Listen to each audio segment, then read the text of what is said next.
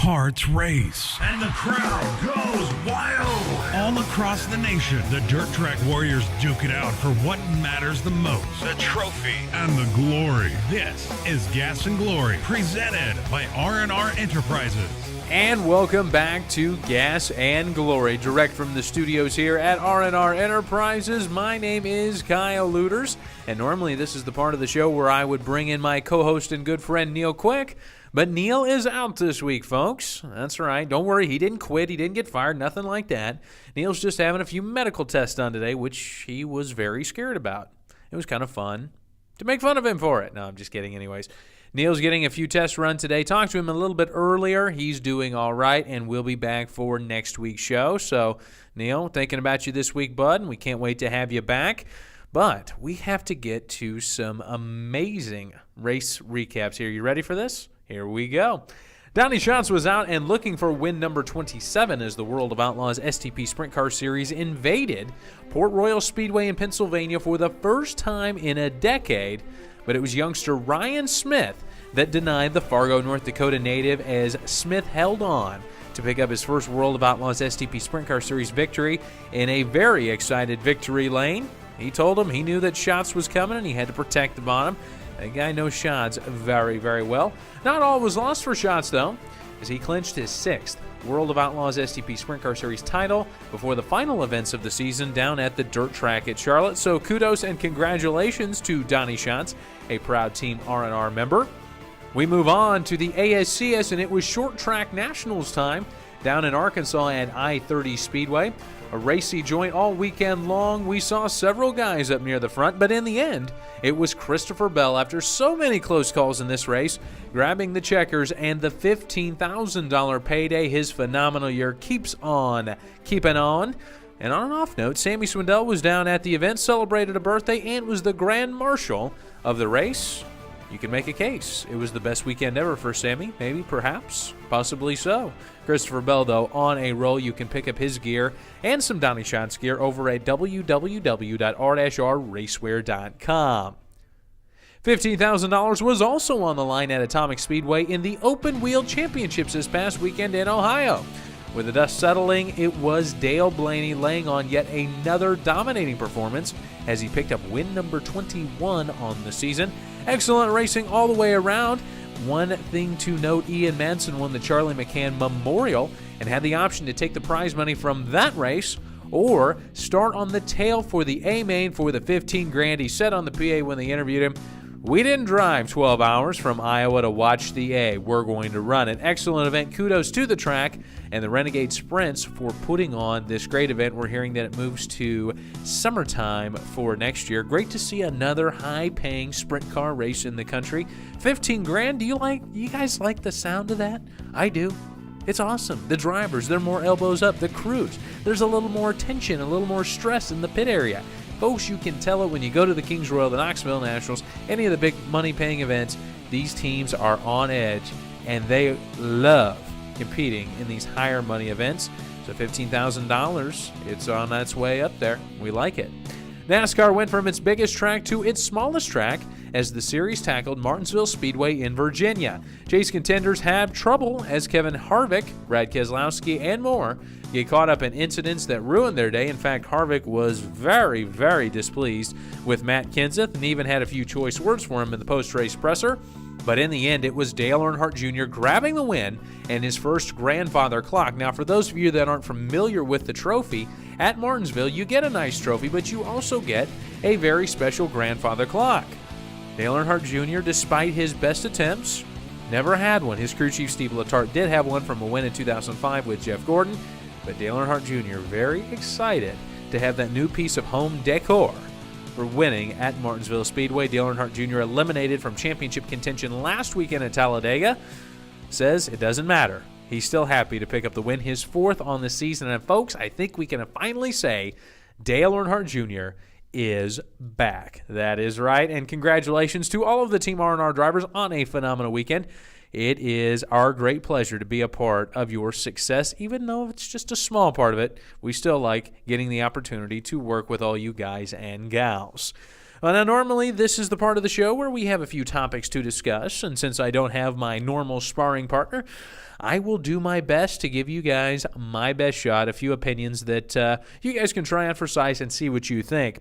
We were mentioning World Finals is coming up. It's the event down at the dirt track at Charlotte, put on by World Racing Group and the Charlotte Motor Speedway, where they bring all three of the major forms of dirt track racing together for one huge 3-day weekend to kind of close off the season. You've got the World of Outlaws STP Sprint Car Series, as well as the World of Outlaws Late Models and the Super Dirt Car Series Big Block Modifieds.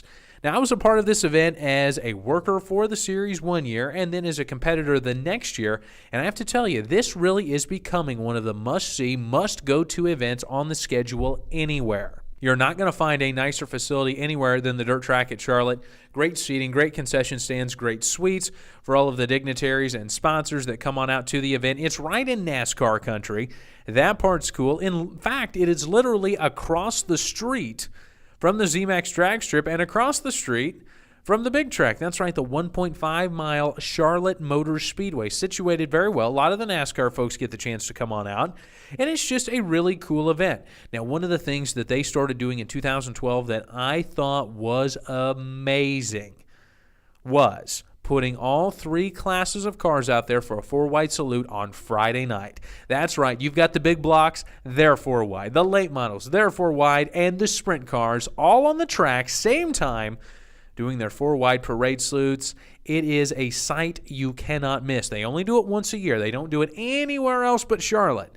And I think that's one of the things that makes the events unique. Now, I've been reading, and some people have been complaining that Thursday night's only a qualifying night, and it's boring to just watch all the cars take their 2 laps. Well, folks, when you're talking about having that many cars there across 3 classes, you've got to do something like that. There is no way you could qualify those cars in each 3 of the classes on each night. So what they do is everybody runs 2 sets of qualifying runs on Thursday night. The first qualifying run is for Friday night's event. The second qualifying run is for Saturday night's event.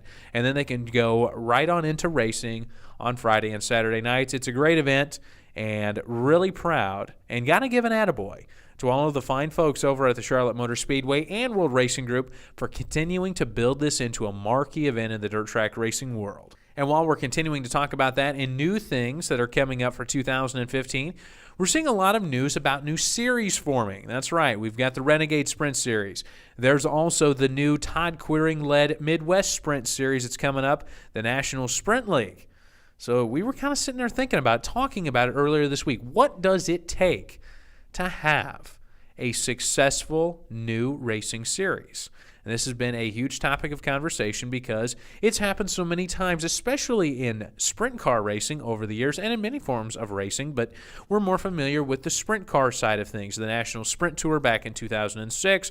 There were a few others in the late 80s and early 90s. And then, of course, you've had the World of Outlaws. You've had the All-Stars. USAC's been a major, major player since really racing started in this country. So what does it take for a series to start out and then become successful? And that's what we were talking about here in the office. And the best thing that we could come up with was the tracks have to buy into it, because the tracks are ultimately the ones that book the shows. They're paying out the sanctioning fee money to have the series come there. Without that sanctioning fee money and without paying the purses that the tracks do, there's no money in it for the drivers. There's no money in it for the sanctioning bodies. They can't pay their points fund money. I mean, they can go out and find sponsors, but if you only book 5 shows, you're not going to be able to pay out a very big points fund. So that's what we really were able to determine as we looked back through all of the history of the series starting up. It's really the tracks. They are the backbone of making all this happen. Now, you have to have your series stars. That's a given. Drivers, though, they'll jump. They'll go from this series to that series. Once you get the tracks on board, it seems like the series do seem to have a better chance at success. Not going to say it's guaranteed, but a better chance at success. And as you look at some of these series and what they are doing for 2015, the Renegades booking already a ton of shows on their 2015 schedule, and then the National Sprint League going up to Knoxville for multiple nights, as well as Houston Speedway. Looks like both of these regional series are going to have quite a bit of luck heading into 2015. We certainly do wish them the very best of luck. And shifting gears a little bit, going from talking about the circle track to the straight line, I got the chance earlier this week to catch up with NHRA Northwest Division Director Matt Levonas about some of the things coming up here in the NHRA. Now, the national tour has been laid off for a few weeks. Last time they ran was up in Pennsylvania. Now they head out to the Strip at Las Vegas this weekend for the second-to-last event in the 2014 season. Several storylines to talk about, as well as the point standings. And then also the week after the national event, there's a very big sportsman event that takes place there. So with all that being said, here is my chat with Matt Levonas. And at this time, we are joined by NHRA Northwest Division Director Matt Levonas. Matt, hello and welcome to Gas and Glory. Thanks. It's good to be on. I remember talking to you a couple weeks ago about doing something like this, so good to join you. Well, first off, Matt, the pro classes in NHRA only have 2 events left in the season, one being this coming weekend at the Strip at Las Vegas for the Toyota Nationals. As we head into the race in the desert, Tony Schumacher has a strong grip on the top fuel point standings with a 134-point advantage over Doug Coletta. In funny car, Matt Hagan leads John Force by 36. Jason leads Erica Ender-Stevens by 35 in Pro Stock, and Andrew Hines leads Eddie Craywick by 25 in Pro Stock motorcycle. Jason Line, the leader in Pro Stock, that is. Who do you think could possibly make up some ground at Vegas, or who will be a few drivers that separate themselves in the countdown after this event? Vegas is one of those events. It should be quite an interesting event to watch. I mean, there's so much that can go on. I mean, Schumacher's pretty much got top fuel among the lot. He'd have to go around first round, and Doug or Steve Torrance would have to go on to almost win the last 2 events, both Vegas and Pomona. Funny car, real good there. It's pretty much Force and Hagan, although Courtney's kind of got an outside shot. Could be interesting to watch there, but Pro Stock looks real good. Between Line, Erica, and Dave's calling right behind. They've kind of been making news. Dave announcing he's going with Vandergriff, taking over that spot next year. So been kind of a lot of news with that. And Shane Gray's team just overall has been making a lot of news between Shane himself, Jonathan, Connolly have been looking real good in the countdown. So kind of hard to say on those. Should be a lot of fun to watch, though. And Matt, with any racing series, the end of the season has a rumor mill that's in full swing. We often call it silly season here. And there have been a few bits and pieces of news that have been coming out. Jimmy Prock resigning from John Force Racing, and Dave Connolly getting the chance to jump up to Top Fuel with a Vandergriff outfit. Do you have any inside notes? I mean, you're kind of on the up and up over there. Is there some inside knowledge that you have of what's going on? No, it's been quite surprising. I think everybody, outside of Schumacher and Prock himself, I think it shocked John a good bit. And obviously, Don had been approaching or going after Prock for some amount of time. But I think that took everybody by storm. So Prock's movement has kind of set a shot across everyone's bow, and has yet to see where he will fit in within Schumacher. If he's going to go with someone's car specifically to kind of boost their championship bid, or where his role is going to be there. But that'll be real interesting, and kind of see how Force, as much as he's known, can kind of bounce back. He always touts the brain trust he has and how much depth within their team. But it'll be good, and between there and a lot of the sponsor announcements, should be good. Connolly, one of those as well. Interesting to see. Connolly's been associated even in the sportsman ranks, and as well with Pro Stock so much on the tuning end, and he has more of that knowledge. And Pro Stock is much closer to some of the sportsman classes. Is kind of a nice step. Usually doesn't go up to Nitro though, so interesting to see him going up there. And with the lights and driving that he has, it could be a lot. We saw what Antron Brown did coming from Pro Stock Bike in the Nitro categories. It'll be interesting to see what he does with Vandergriff's car next year. Well, another hot shoe heading on up to the Nitro classes. Talking with Matt Levonas here, NHRA Northwest Division Director on Gas and Glory. And Matt, in drag racing, it seems like the national circuit, the Mellow Yellow guys, they get a lion's share of the attention, but there is a huge contingent of weekend warriors that race in sportsman category, sponsored by Lucas Oil. I've gotten the chance this year to go out, meet some of these guys, and they are your, just mentioned it a couple of seconds ago, your weekend warriors. These are the guys that love to do it. They're putting their own cars together and just doing it for the love of the sport. Can you describe a little bit for the folks that have never been to a sportsman event? What is that like? What is that scene? If you've been to the national event, you know the big cars, they take off. What's the camaraderie like, and what's the racing like at a sportsman event? It's hard it's to describe, because it's much more of a down-home atmosphere. I think most of the fans that they've gone out to national events, the sportsmen competed there as well, and they're usually a little bit more. There's a lot easier to approach them. And, there's not all the hubbub going on, guys constantly crewing on the cars, tearing down the clutches, tearing down the motors. There's just a lot going on, whereas a sportsman, you can walk up any of their pits and just, admire the car and talk to the guys. You're talking to the drivers themselves. And half the time, if they're in a crunch themselves and they're needing help, it's not unheard of for, a fan with a little bit of mechanical aptitude to, hey, come on in, I need some quick help on here with something, because they don't have the full crews like the pros do. You can walk into any of them, have a beer, and talk cars with them. So it's kind of where to go if you're a gearhead. Just head over to the sportsman pits, and it absolutely means as much to them as it does any pro to get a win and to go for those national championships. That was the cool thing this year, going out to the Division 6 events, was seeing just the sheer excitement and sense of accomplishment when those drivers were able to hoist the Wallies at the end of the event if they won. And for those of you that don't know, the Wally is the trophy that is given out during NHRA events to winners, named after Wally Parks, the founder of NHRA. Very cool trophy. I'd say in sprint car racing we need to have more trophies that actually have people on them, because our trophies sometimes are kind of lame. But shifting gears a little bit, Matt, you not only working on the administrative side of things and being a division director, you're also quite the creative mind. And it's not only just not only artwork, it's also photography, videography, also some of it being audio as well too. I know this is a loaded question, insanely loaded, and I'm shuddering at what I may get back on this. But in your mind, describe for me the first 15 seconds of a video that just captures your attention and captures the sport of drag racing. What does it have to have?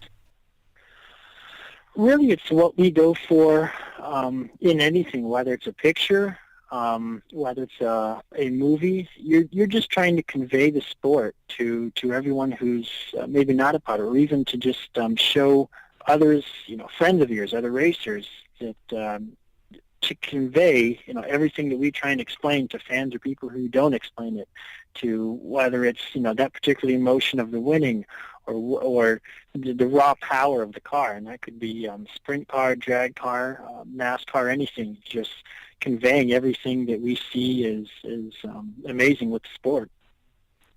Very cool, and you do a very good job. If you want to check out some of his artwork, Matt, you've got some of your stuff up online right now, don't you? Where can they go to find it? Yep, I have my artwork at www.levonasart.com. And most of my stuff on there, and do some of the other videos and such along.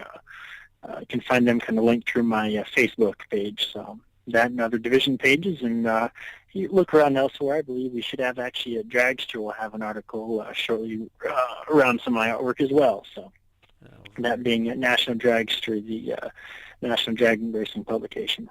It's a very good magazine. Glad I get my copy every month now, and that's thanks to you, bud. So. Anyways, Matt, well, we appreciate you. It's great stuff. Appreciate you coming on the show here today, and we'll let you get on out of here. And we thank you so much for joining us here on Gas and Glory. Talk a little NHRA. Bit of a change of pace for us here. Normally we're talking about the dirt stuff, but we like the straight line as well, too. I appreciate the chance to come on, and definitely got to give a shout-out. Coming to Vegas in a couple of weeks, and hopefully looking forward to my chauffeur, or should I say our chauffeur, Charles, being there. Be a little bit remiss if we didn't think about him in Vegas. You're absolutely right. Matt Levonas, everybody. Thanks again. All right. Thanks, Kyle.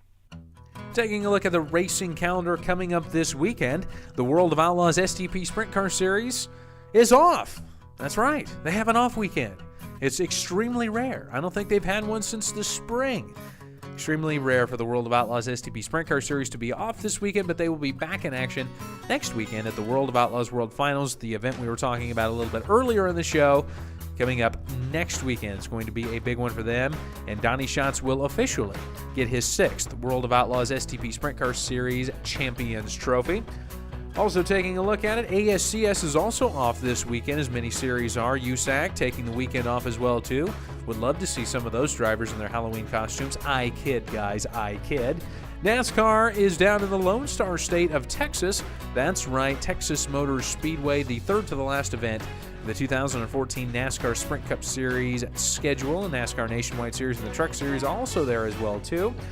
And Texas is a cool place, folks, because the winners get guns and hats. It's like pow, pow, pow. Old Wild West. It's really cool. Many of the drivers, they just love it. They love it. 6-shooter shotguns and big old cowboy hats in victory lane. You gotta love it. See if Kyle Larson, a Team R&R driver, can finally break through and pick up his first NASCAR Sprint Cup Series victory. We're pulling for you, bud.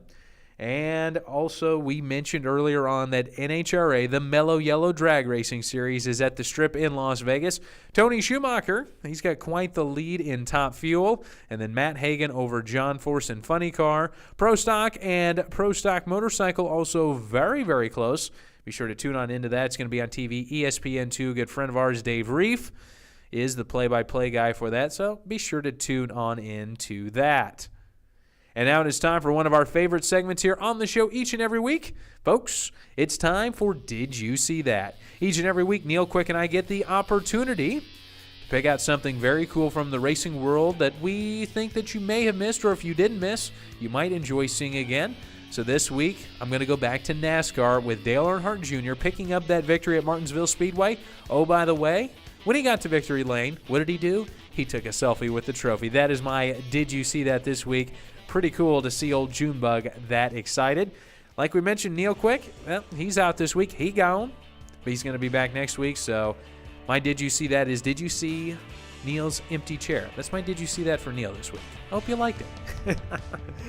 And we want to thank you guys for tuning in to Gas and Glory. And remember, you can pick up your favorite driver's gear over at www.r-racewear.com. It's the web's largest store for dirt track racing apparel and merchandise. On behalf of everyone here at R&R Enterprises and Charles the chauffeur, my name is Kyle Luetters, and we will see you You've been listening to next Gas week. and Glory, presented by R&R Enterprises. All rights reserved. Please visit the web's largest sprint car store today at www.r-rracewear.com. The views and opinions expressed in the show are the host and guest alone and do not directly reflect those of R&R Enterprises.